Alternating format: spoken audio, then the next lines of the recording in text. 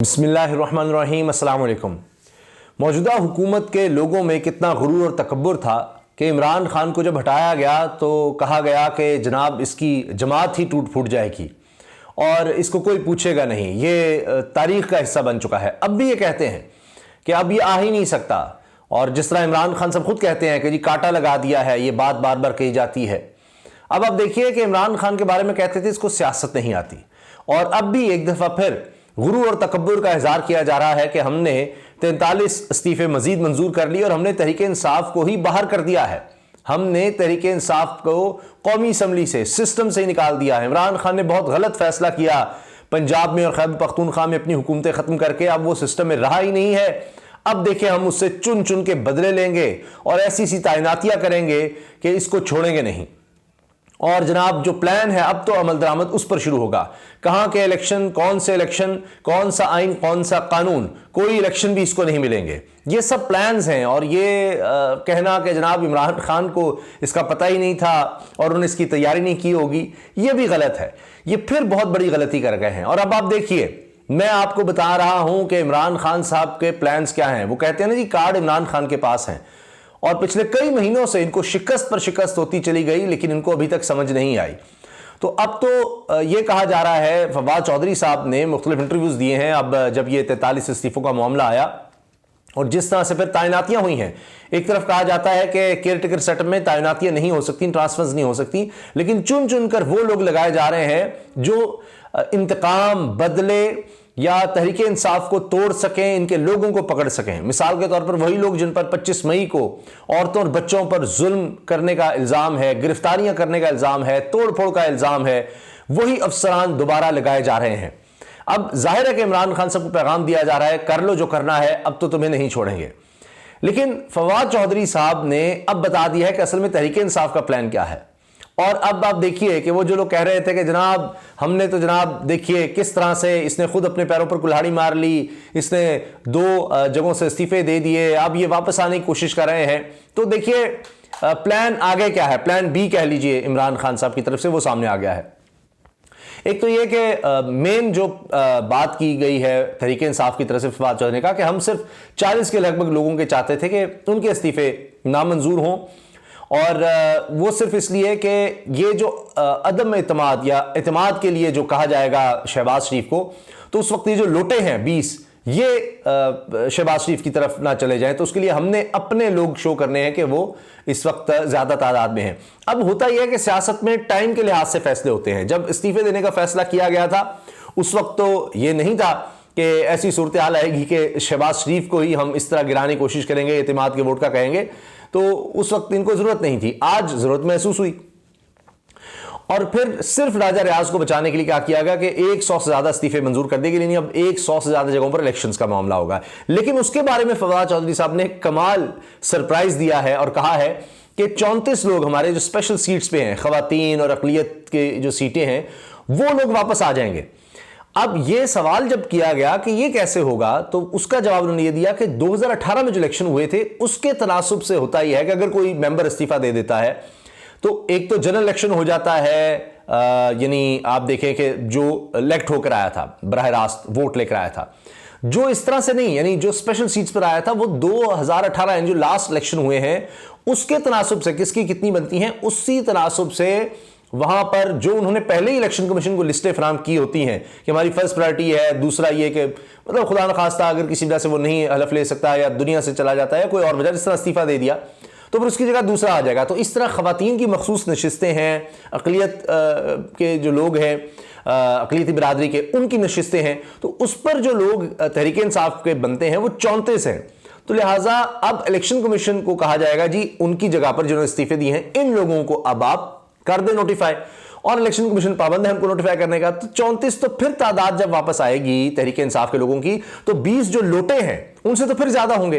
तो जब वो 34 तादाद तहरीक इंसाफ के लोगों की ज्यादा होगी तो फिर पार्लिमानी लीडर यानी अपोजिशन लीडर तहरीक इंसाफ का होगा, अपोजिशन की सबसे बड़ी जमात फिर तहरीक इंसाफ ही होगी, और लोटे फिर भी फारिग हो जाएंगे, और यह फौरी तौर पर हो सकता है। सरप्राइज सिर्फ यहां नहीं रुकता जनाब। दिलचस्प बात यह है कि एक तो बड़ी खबर मैं आपको दे रहा हूं कि इमरान खान साहब जो ही उनके जख्म पूरी तरह भर जाएंगे तो एक बहुत बड़ा बहुत बड़ा जलसा करने जा रहे हैं, बहुत बड़ा बायमी इज्तिमा करने जा रहे हैं और फिर यहां से वो अपनी कैंपेन का इस इंपोर्टेड हुकूमत, जिसके बारे में इमरान खान तहरीक इंसाफ कहते हैं इंपोर्टेड हुकूमत है, इसको गिराने का वो एक तरह से आगाज स्ट्रीट एजिटेशन से कर देंगे। और अब जब वो पंजाब खैबर पख्तूनख्वा की हुकूमत में भी नहीं है तो कोई उन पर ये नहीं कहेगा कि जनाब यह एहतजाज आप यहाँ कर रहे हैं, अपनी हुकूमत के खिलाफ ही कर रहे हैं, खैबर पख्तूनख्वा में अपनी हुकूमत के खिलाफ कर रहे हैं, कहाँ करें, जहाँ भी वो करेंगे वो वफाकी हुकूमत के खिलाफ ही होगा, क्योंकि अब नॉमिनेटेड लोग पंजाब में, विफाक में आप देख लीजिए वही लोग बैठे हुए हैं। अच्छा, इसके साथ साथ अब अग्रेसिव हो रही है तहरीक इंसाफ। आप ये देखें कि ये भी पता चला है, फवाद चौधरी साहब ने बताया कि हमने तो इनके प्लान पर बम चला दिए। उनके अल्फाज हैं कि इनका जो शेड्यूल था, पीडीएम का जो शेड्यूल था, उस पर बम चला दिया है। अब बकौल फवाद चौधरी के कि इन्होंने 3 महीने में इमरान खान को नहल करना था और तकरीबन 4 महीने तक इन्होंने कहना था कि हम इमरजेंसी लगा रहे हैं मुल्क में और 1 साल के लिए इलेक्शन डिले कर रहे हैं। अब पंजाब और खैबर पख्तूनख्वा की असम्बलियां तहलील करके हमने इनके शेड्यूल पर बम गिरा दिया और सारा तबाह कर दिया है। एक चीज बड़ी अहम है कि कौमी असम्बली के इलेक्शन 1 साल इमरजेंसी लगाकर, इमरजेंसी सूरत हाल कहकर 1 साल डिले हो सकते हैं, 1 साल आगे ले जाए जा सकते हैं, लेकिन सूबाई असम्बलियों में ऐसा कुछ नहीं किया जा सकता। आइन में ऐसी कोई गुंजाइश नहीं है। वो भी 1 साल के आगे ले जाना, वाकई कोई इमरजेंसी हो, कुछ जंग हो जाए, खुदा न खासा कुछ ऐसा हो जाए तो फिर कुछ किया जा सकता है। चले फिर भी ये बहाना कि चलो जी कोई माशी इमरजेंसी आ गई है इस तरह की, तो वो हम बहाना बनाकर, वैसे तो आपने गैर कानूनी गैर आइनी काम करना है, वो तो होते ही चले जा रहे हैं, यहाँ कौन सा आइन और कौन सा कानून, लेकिन बहरहाल फिर भी कोई जवाज हो तो निस्बतन आसान है कि जी 1 साल के लिए आप लाकर ले जाए। लेकिन सूबाई इलेक्शंस में तो, सूबाई असम्बलियों में तो ऐसी कोई गुंजाइश नहीं है। 90 दिन के अंदर अंदर आपको हर सूरत इलेक्शन कराने, कोई इफ एंड बट्स नहीं है। उसमें जो शोशा छोड़ रहे हैं मरदमशुमारी का, तो पहले याद नहीं थी, जानबूझ के आप डिले करने की कोशिश करेंगे, लेकिन उसमें भी क्या होगा कि इमरान खान साहब ने ये सारा शेड्यूल इनके ऊपर नीचे इसलिए कर दिया कि एक तो आइन में गुंजाइश नहीं है। अब अगर सूबाई असम्बलियों को डिले करते हैं तो आइन को आपको रोंदना होगा, और फिर यह कि फवाद चौधरी के बकौल कि फिर उन पर आर्टिकल 6 लग सकता है कि आपने आइन की पामाली की है, तो एक ज्यादा मुश्किल हो जाएगी। नजरिया जरूरत को आप लेकर आएंगे तो एक नए सिरे से तबाही होगी, और यह फिर हमेशा के लिए, जिस तरह पहले ये 2 नंबरिया करते रहे, हमेशा के लिए जवाब खो देंगे कि जनाब हम आइन और कानून और कोई नजरिया जरूरत नहीं होना चाहिए, आइन की पामाली नहीं होनी चाहिए और हम आइन के मुआफिक, वो सब खत्म हो जाएगा और फिर आर्टिकल 6 का रख सकता है। और फवाद चौधरी बार बार बात करें कि अब रोज रोज हम ये बर्दाश्त नहीं करेंगे कि औरतों और बच्चों पर, हमारे खानदानों पर जुल्म होगा और हम सह लेंगे, तो ये बात अब आगे तक जाएगी तो हम इसका बदला लेंगे। कब तक आप यहां पर बैठे रहेंगे, कब तक आप समझते हैं आपके पास चंद महीने ताकत रहेगी? 5-6 महीने अगर आप और ले भी जाते हैं तो तहरीक इंसाफ का ही फायदा है। अभी आईएमएफ की आपने शराइत मानना शुरू नहीं की तो देखिए क्या हुआ है। आईएमएफ की शराइत आपको मानना पड़ेंगी और उसके बाद देखिए क्या हाल होता है। तो एक एजिटेशन में नजर आ रही है। फवाद चौधरी यहां तक कह रहे हैं कि ये तो 1971 वाली सूरत हाल आप पैदा करने की कोशिश कर रहे हैं कि जिस तरह उस वक्त शेख मुजीब के साथ किया, दीवार से लगाया गया, पॉपुलर सबसे ज्यादा वो थे, उनके साथ जो किया गया, आज शोरिश बलूचिस्तान में, खैबर पख्तूनख्वा में, और आप इसको पूरे पाकिस्तान में पैदा करना चाह रहे हैं। इमरान खान सबसे पॉपुलर लीडर है और उसको अगर आप इस तरह से सिस्टम से आउट करेंगे तो फिर बहुत मुश्किल हो जाएगा। अब एक नेशनल लीडर को अगर आप इस तरह दबाएंगे और इस तरह तबाही की तरफ ले जाएंगे सारे निजाम को, तो बहरहाल अब वो बड़े अग्रेसिव नजर आ रहे हैं, वो तो बदले की बात कर रहे हैं। फिर वो कह रहे हैं कि एस्टैब्लिशमेंट हमसे बात कर रहे हैं, हम तो वही चाहते हैं कि सबके साथ उसकी बात होनी चाहिए, लेकिन जिस तरह से हुकूमत अब चल रही है, इलेक्शन कमीशन है या जो कुछ भी हो रहा है, तो वो कह रहे हैं कि एस्टैब्लिशमेंट के बगैर ये हो ही नहीं सकता, तो लिहाजा अब मामलात को सही तरह चलने दिया जाए वरना हालात बड़े ख़राब हो जाएंगे। तो जनाब अब इमरान खान साहब ने क्या किया, खैबर पख्तूनख्वा और पंजाब में जब तहलील किया तो अब 90 दिन के अंदर इलेक्शन होंगे। कौमी असम्बली के ये चाहते थे कि ये भी मामला चलता रहे और जब बिल्कुल इलेक्शन करीब आए तो हम फिर कौमी असम्बली इलेक्शन आगे ले जाएं, लेकिन अब इनको 90 दिन में सूबों के इलेक्शन करवाने होंगे। सूबों में जब इमरान खान साहब की हुकूमत आ जाएगी, एक मजबूत हुकूमत आ जाएगी, तो फिर ये अगर इलेक्शन कौमी असम्बली के आगे ले जाना भी चाहेंगे इनके लिए मुश्किल हो जाएगा, क्योंकि यहाँ पर पंजाब और खैबर पख्तूनख्वा में बड़ी मजबूत हुकूमतें होंगी और फिर वो 5 साल के लिए होंगी, मैंडेट के साथ होंगी, उनको कोई गवर्नर राज का इधर उधर का कोई खतरा नहीं होगा और मैनिपुलेट नहीं कर सकेंगे ये। और वैसे भी आप ये देखिए कि फिर इनके लिए कौमी असम्बली या नेशनल गवर्नमेंट चलाना और ज्यादा मुश्किल हो जाएगा। एक मजबूत हुकूमत 5 साल के लिए बैठी हुई है, अभी पहले ही मुश्किल था तो और ज्यादा मुश्किल हो जाएगा। और जब भी ये कैंपेन में जाएंगे तो आप सोचिए सूबाई हुकूमतें होंगी, वहां पर किस तरह से, यानी एमपीएस जहां पर या हुकूमत, सूबाई हुकूमत 18वीं तरमीम के बाद इख्तियारात ज्यादा उनके पास, तो वहां पर ये कैसे कैंपेन चलाएंगे। और जो ये सलूक कर रहे हैं तो इमरान खान साहब की हुकूमत में फिर जाहिर है कि अगर वो इंतकाम की तरफ आएंगे तो केसेस इनके खिलाफ बनाएंगे। यहां तो छोटी छोटी चीजें होती हैं, जलसों की इजाजत मिलना मुश्किल हो जाएगा, एमपीएस वहां पर होंगे तो ये एमएनए की सीट पर इलेक्शन लड़ना ही मुश्किल हो जाएगा, बड़े मसाइल होंगे। तो लिहाजा इमरान खान साहब ने यह किया कि बड़े वक्त पर असम्बलियां इसलिए तहलील कर दी कि पहले यह मामला हो जाए और अब ये अगर घसीटना भी चाहते हैं कि सारे सिस्टम को आगे घसीटना चाहेंगे, जो हालात इन्होंने पैदा कर दिए उसके बाद, तो इनके लिए नामुमकिन हो जाएगा। तो ये वजह है कि वो फवाद चौधरी ने जो कहा कि जी हमने इनका शेड्यूल ही सारा कि जी इमरान खान को गिरफ्तार करेंगे, फिर हम उसको नाहल कर देंगे, सिस्टम्स निकाल देंगे, फिर हम 1 साल के इलेक्शन आगे ले जाएंगे, ये सब कुछ कर देंगे।